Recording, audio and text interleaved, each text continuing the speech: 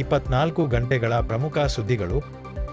Fast track court और कठोर सजा के प्रावधान के साथ का ये मुसद्दा कल कैबिनेट में चर्चा होगी। कैबिनेट के साथियों के सुझाव के बाद उसका अंतिम रूप दिया जाएगा। ಸ್ಪರ್ಧಾತ್ಮಕ ಪರೀಕ್ಷೆಗಳ ಪ್ರಶ್ನೆ ಪತ್ರಿಕೆ ಸೋರಿಕೆಯನ್ನು ತಡೆಗಟ್ಟಲು ತ್ವರಿತ ನ್ಯಾಯಾಲಯಗಳು ಸಂಸ್ಥೆಗಳ ಹೊಣೆಗಾರಿಕೆ ಹಾಗೂ ಕಠಿಣ ಶಿಕ್ಷೆಗಳನ್ನೊಳಗೊಂಡ ಹೊಸ ಕಠಿಣ ಪ್ರಶ್ನೆ ಪತ್ರಿಕೆ ಸೋರಿಕೆ ವಿರೋಧಿ ಕಾನೂನನ್ನು ಕೇಂದ್ರ ಸರ್ಕಾರ ಪ್ರಸ್ತಾಪಿಸಿದೆ. ಇದರ ಉದ್ದೇಶ ಅಭ್ಯರ್ಥಿಗಳ ವಿಶ್ವಾಸವನ್ನು ಪುನಃ ಸ್ಥಾಪಿಸುವುದಾಗಿದೆ.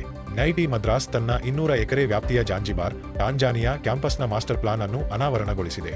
ಇದು ಭಾರತದ ಮೊದಲ ವಿದೇಶಿ ಐಐಟಿ ಕ್ಯಾಂಪಸ್ ಆಗಿದ್ದು, ಆಫ್ರಿಕಾ ಕೇಂದ್ರೀಕೃತ ಉನ್ನತ ಶಿಕ್ಷಣ ಸಹಕಾರಕ್ಕೆ ಹೊಸ ದಿಕ್ಕು ನೀಡಲಿದೆ. At Universal Group of Institutions, we provide you BA, BCom, BSc integrated with UPSC.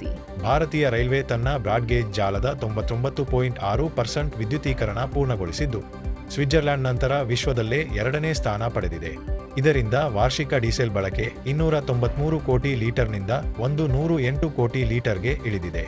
ಬಲವಂತದ ಕಾರ್ಮಿಕ ಪದ್ಧತಿ ಫೋರ್ಸ್ ಲೇಬರ್ ತನಿಖೆಯ ಹಿನ್ನೆಲೆಯಲ್ಲಿ ಅಮೆರಿಕವು ಭಾರತೀಯ ಆಮದುಗಳ ಮೇಲೆ 10% ಸುಂಕ ಟ್ಯಾರಿಫ್ ವಿಧಿಸಿದೆ. ಭಾರತಕ್ಕೆ ಕಡಿಮೆ ಸುಂಕದ ವರ್ಗ ನೀಡಲಾಗಿದ್ದರು. ಈ ಕ್ರಮವು ಭಾರತದ ವ್ಯಾಪಾರ ಸ್ಪರ್ಧಾತ್ಮಕತೆಯ ಮೇಲೆ ಪರಿಣಾಮ ಬೀರುವ ಸಾಧ್ಯತೆ ಇದೆ.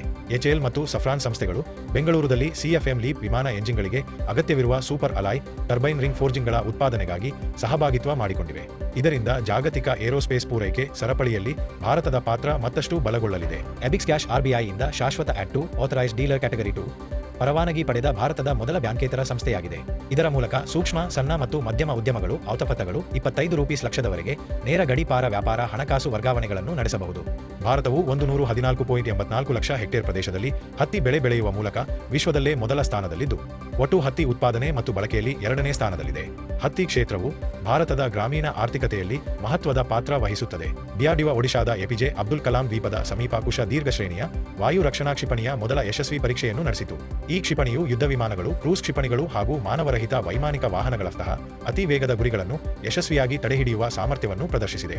ಇನ್ನಷ್ಟು ಉಪಯುಕ್ತ ವಿಡಿಯೋಗಳಿಗಾಗಿ ನಮ್ಮ ಚಾನೆಲ್ಗೆ ಸಬ್ಸ್ಕ್ರೈಬ್ ಮಾಡಿ.